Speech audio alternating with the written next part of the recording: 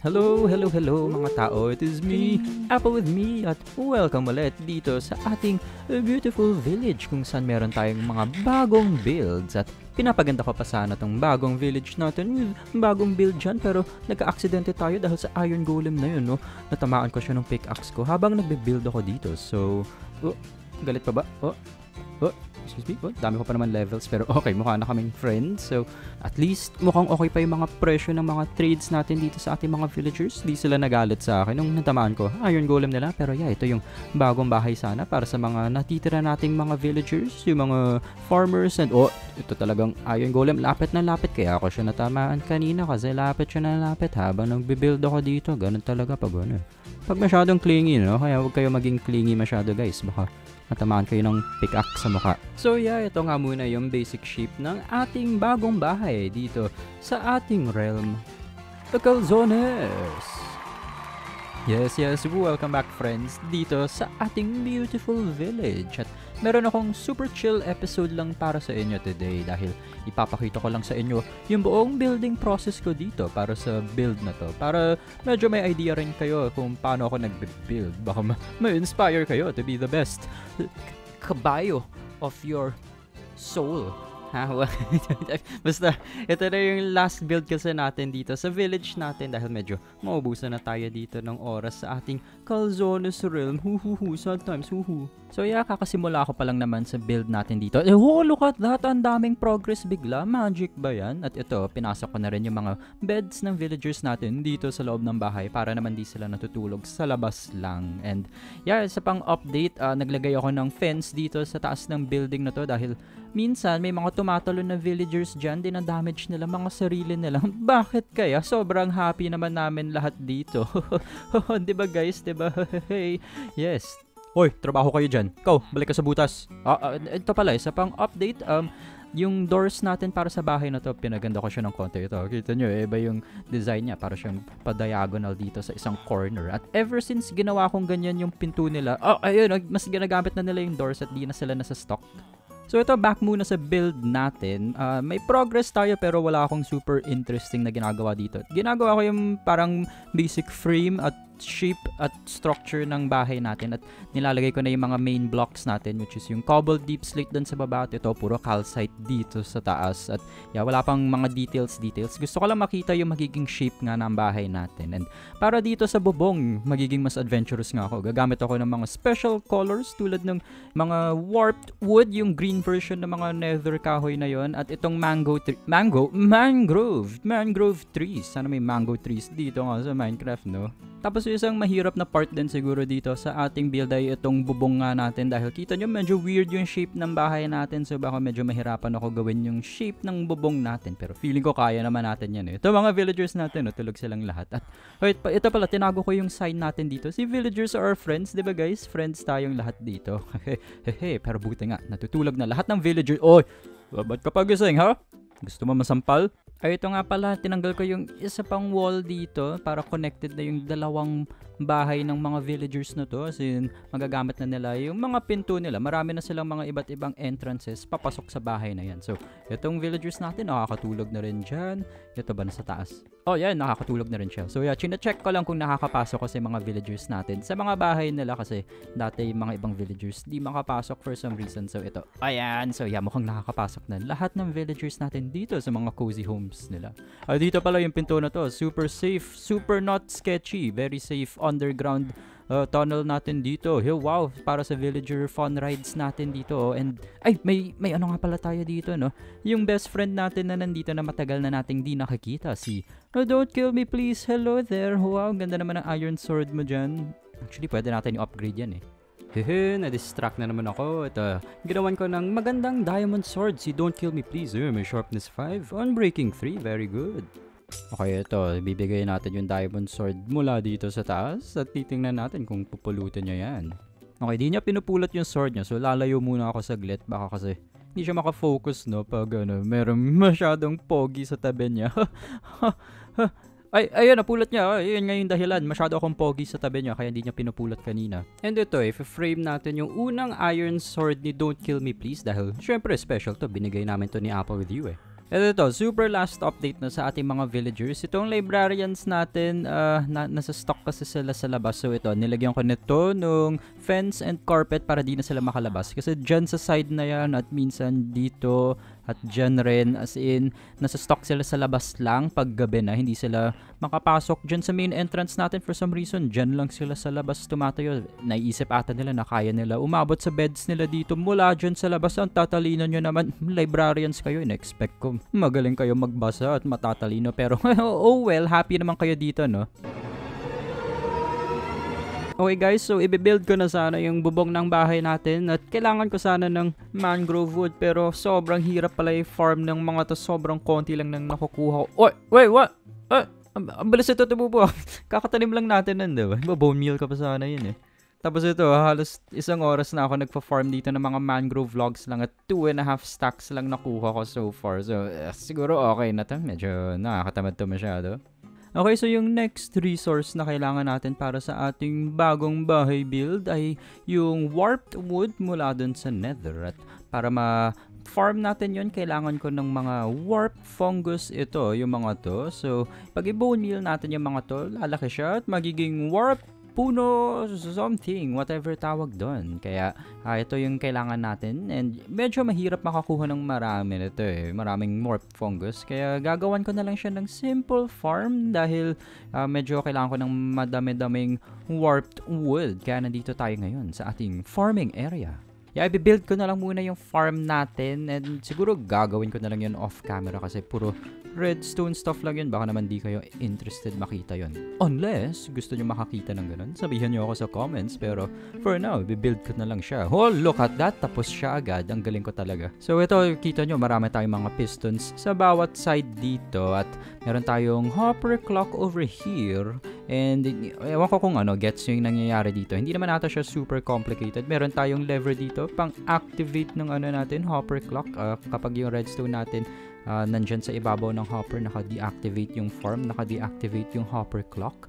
And over here, meron tayong line of redstone papunta sa mga dispensers dito sa ilalim ng ating warped at crimson nalium. Tapos lalagyan lang natin siya ng bone meal, or lalagyan natin sila ng bone meal para mag-dispense ng bone meal at makakagawa tayo ng mga warped fungus at crimson fungus. Yung ba tawag doon? Crimson fungus, ewan ko. Pero yeah, ito yung ating hopper clock. Lalagyan na lang natin ng isang item sa loob at sana gagana siya. So, okay, ito na yung first test natin.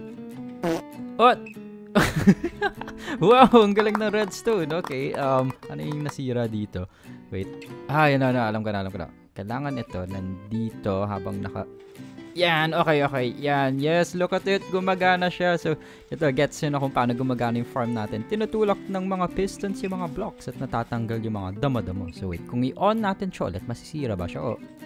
Ayan, okay, gumagana yung ating farm. Very good. So, super fancy din yung collection system natin dito. Tatakbo ako sa gitna para pulutin yung pangagamit. Wow, sobrang sophisticated redstone to. So ito, medyo napaganda na natin ng konti pa yung ating farm and ayan. So yeah, medyo overkill yung farm na to, no? Hindi ko naman kailangan ng sobrang madaming warped wood, but oh well. Okay, so ngayon na meron na tayo na itong mga warped fungus na farm na natin sila. Nandito tayo ngayon. Kita nyo may parang ceiling ako dyan para i-bone meal natin itong mga warped fungus. Tapos yung ceiling natin doon, ipe-prevent niya yung masyadong mataas nitong mga warped na puno things. At iniisa-isa ko itong mga warped fungus natin dahil minsan ito mayroong mga mas malalaking warped puno na tutubo. Tapos kunwari meron tayong warped fungus dyan, sisirain ng malaking puno na tumubo yung warped fungus natin dyan. Although marami naman na tayo na to, may farm naman na tayo. Wala lang, sayang lang. And dito na tayo sa ating lava farm thing dahil nagluluto ako ng maraming copper dito sa ating mga furnaces. Yeah, and itong copper blocks, first time ko siya gamitin actually for building. So yeah, makikita natin kung gaano kaganda yung itsura nito. Oh, medyo magastos tong copper blocks. Ilang stacks ako ng copper ingots nun. Pero anyway, ito. Meron akong copper blocks ngayon para sa ating bagong build. Which, by the way, meron akong update para sa inyo ngayon. Because, tingnan nyo yan. Nasimulan ko na yung ating bubong dyan. So, kita nyo yung ating warped wood at yung mangrove wood natin dyan. And ito, medyo nahihirapan ako sa bubong natin dahil yun nga, medyo weird yung shape. Oh, hi, Taps! Pero yung nga, weird yung shape ng ating bahay. So medyo weird din yung shape ng ating bubong dito. Nahihirapan ako sa kanya. Pero yeah, hindi pa to tapos. Lalagyan ko pa ng mga details banda dito para mas maganda itsura niya. At dito papasok yung ating copper blocks. Pang detail ko kasi sila eh. And yung gusto ko rin ipakita sa ano, oh look at the sheep, hello sheep. Yung gusto ko rin ipakita is, well, kung paano mag-oxidize ng copper. Actually, sobrang simple niya lang. Kailangan lang natin iiwan dito sa sahig yung ating mga copper blocks. So, itong copper block, kung lagyan natin siya 3 or 4 blocks away, mas mabilis daw sila mag-oxidize. Hindi ko alam, wait. 3 blocks ba? 4 blocks? Oh, wait lang, search ko. I'm searching. 4 blocks daw guys, 4 blocks yung kailangan. Kaya ito, hihiwalayin lang natin. Hihiwalayin. Salita ba yun? I-make hiwalay natin yung ating mga copper blocks dito para nag-age sila, nag-oxidize sila habang nagbe-build lang tayo sa ating bagong bahay. Excuse me, paano ako nakapunta dyan? What? Ito, lagyan natin siya ng daan. You silly boy. And ito, ginamit ko tong copper slabs natin pang details dito sa ating bahay. At nung tiningnan ko siya mula sa mas malayong perspective, oh, look at that. Mukhang bagay nga talaga tong copper sa ating build. At I think mas bagay siya kung ano, no, hindi siya fully oxidized. So, para hindi na siya magbago, I think kailangan natin ng beeswax thing. Pero, buti na lang, meron tayong neighbor, isa sa mga lumang members ng ating realm na, well, since expired na yung realm, medyo ako na lang mag-isa na nakakapaglaro dito. So, yung bee farm ng isang neighbor natin dito. Oh, ganda ng view ng bahay natin dito. Look at that, yeah. But yeah, yung isa sa mga neighbors natin, gumawa siya ng bee farm dito and actually di ko alam kung paano to gumagana. Ito, yung honeycomb. Ito yung kailangan natin para hindi na mag-oxidize yung mga copper blocks natin and mga copper slabs. So, thank you kung sino man gumawa nitong farm na to since wala ka na dito sa realm, nanakawan na lang kita. So ito, lalagyan lang natin ng wax itong mga copper slabs natin dito para hindi na sila mag-oxidize ulit. And itutuloy ko na lang muna yung pagdi-detail ko dito ng bahay natin at i-update ko na lang kayo ulit pag meron ng pandesal. Wow, ayun yung pandesal, wow! So ito yung update natin sa ating build. Dinidetail ko na rin yung mga ibang sides ng ating bahay, makikita nyo. Marami na akong progress na nagawa dito. Hindi ko na pinapakita lahat ng pag-detail natin dito yung building process kasi hindi naman siya super interesting panoorin. Pero yeah, ito, papakita ko na lang sa inyo. Yung side na to, wala pa siyang details. Itong side na to, nagawan ko na siya. And ito, nagustuhan ko tong ano natin dito. Yung pag-detail natin dito, yung wala silang pinto dyan, no? Parang opening lang siya dito sa baba. And yeah, maganda rin yung balcony nila dyan, no? Balcony nila, sobrang cozy. So yeah, medyo natagalan ako sa paggagawa ng mga details na to because para sa akin, ganun yung building style ko Parang super heavy sa details. Medyo simple yung build, yung shapes ng mga builds. Tapos yung sa details ako bumabawi. And yeah, medyo matagal talaga tong mga ginagawa ko. Like itong mga weird patterns na yun, yung mga iba't ibang placements na mga fences, trapdoors, mga leaves. Yan yung mga nagpapatagal sa ano dito pagbe-build ko.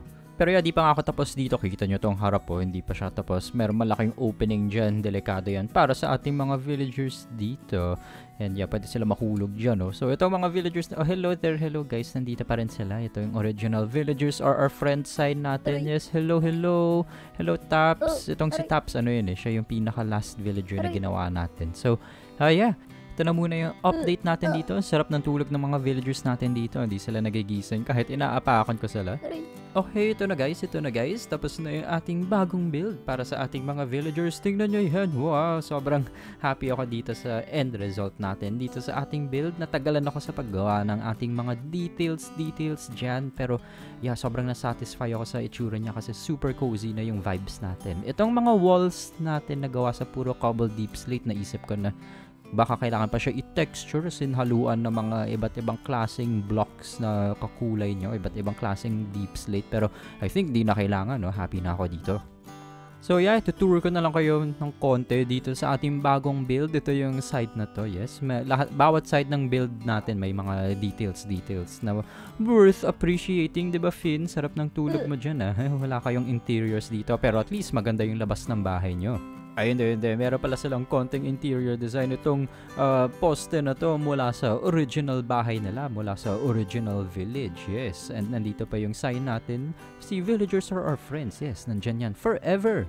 And ito yung isa pang side ng ating bahay. Meron silang balcony dyan. Pwede sila tumayo dyan para mag-stargazing or whatever. Tapos ito yung last side ng ating bahay dito. Super cozy. Meron silang parang little alleyway kung saan sila pwede maglakad-lakad. Yes, kung kaya lang sa oras, gagawa ko ng maraming ganitong style na bahay. But oh well, whatever. Ito na yung bubong ng ating bahay. Ito dito, nahirapan rin ako dito sa bubong natin dahil weird nga yung shape ng bahay natin. Ang weird ng shape ng bubong natin. So, yeah, ito, meron tayong yung ganyang detail. Hindi ko lang kung ano tawag dyan eh. Pero yeah, nilagyan ko siya ng ganyan. Wow, look at that. So fancy.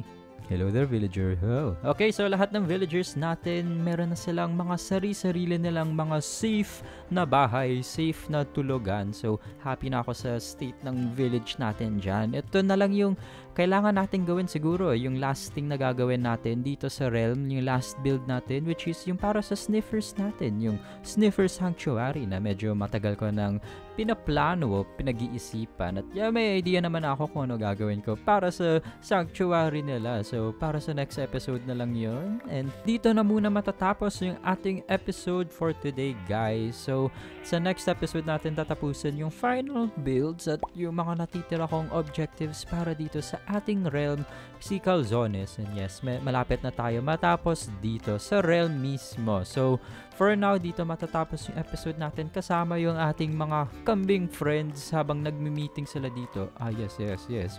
Oh, wow, ang lalalim talaga ng mga pinagsasabi niya dito. So, yeah, have a great day mga tao. And thank you for watching. See you sa next one. Goodbye!